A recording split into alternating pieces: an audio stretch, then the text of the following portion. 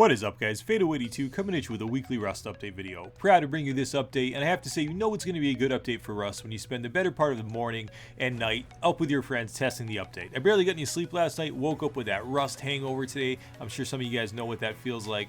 Anyways, getting right into it, we're taking a look at the Satchel Charge.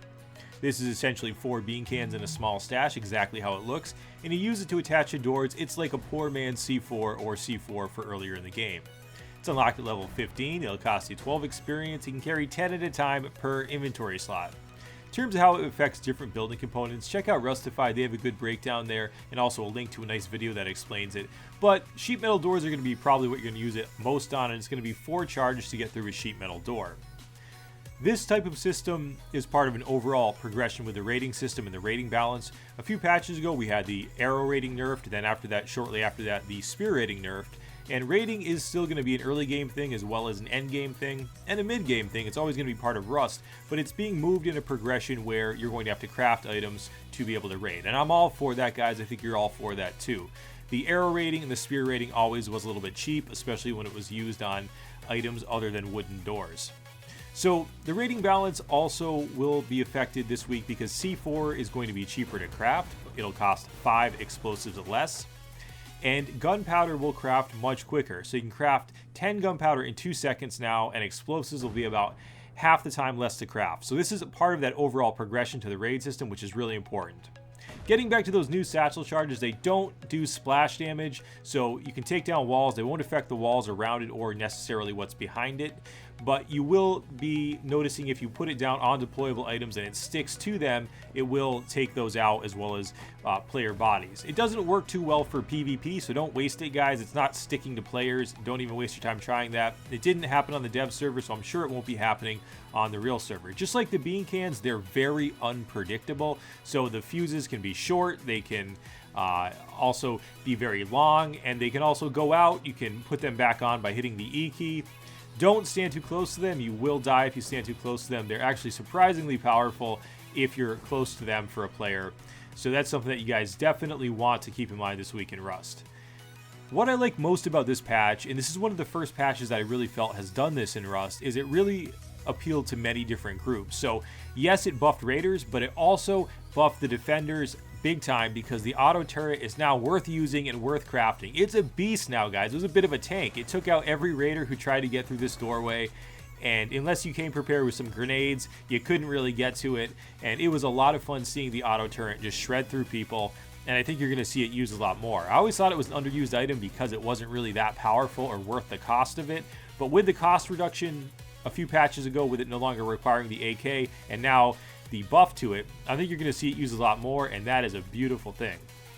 The auto turret, though, is not the only base defense option. You can now use a double barrel shotgun. That's right, guys, it has been added into the game. So if you have somebody C4ing through your door or using those satchel charges or coming through primitive style, feel free to take out the double barrel shotgun and use it as a home defense weapon.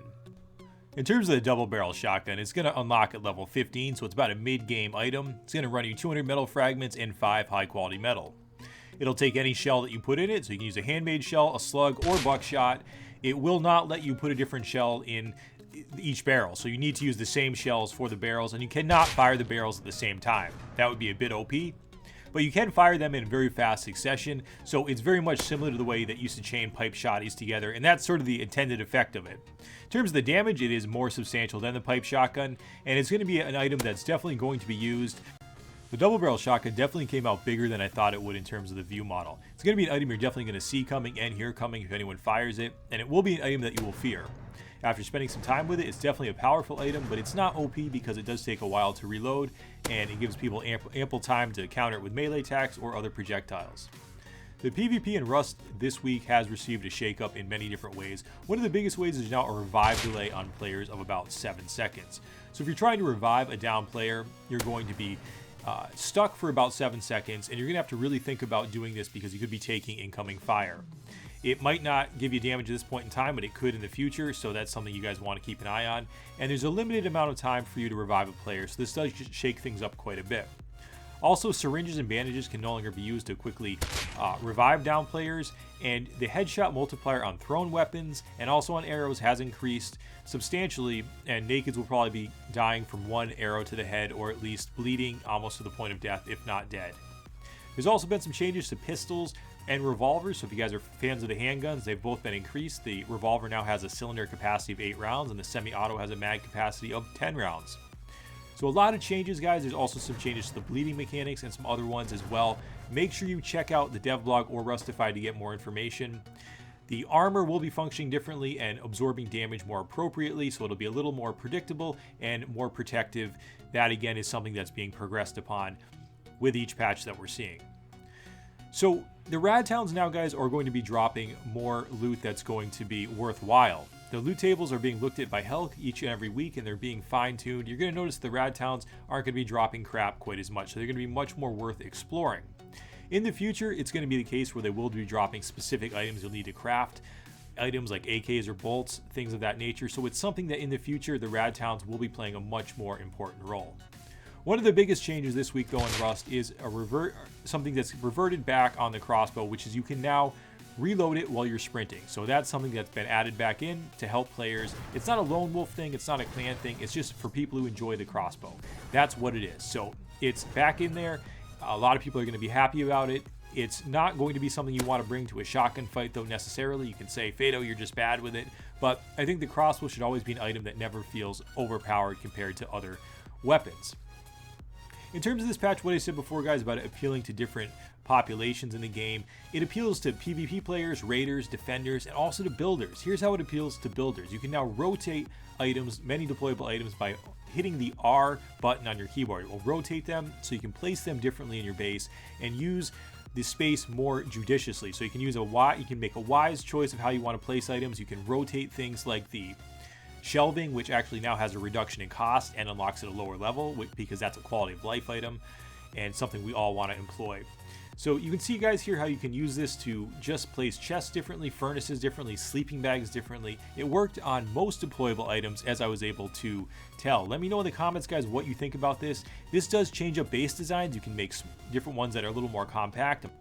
We took a look at the dev blog at a military style AR that is currently being modeled. Notice this isn't something that's fashioned together like other items in Rust, but is a military item that would have to be acquired or found through the landscape. There's a single shot door trap, which would be an early game defensive option for your bases. You can see it modeled in 3D at the dev blog. And we took a look at some environments which should be hitting in the very near future, but won't be this week. That awesome Crouching Tiger hidden naked animation will be out of the game, and we will soon have researching back in. Alright, guys, hope you enjoyed. Peace.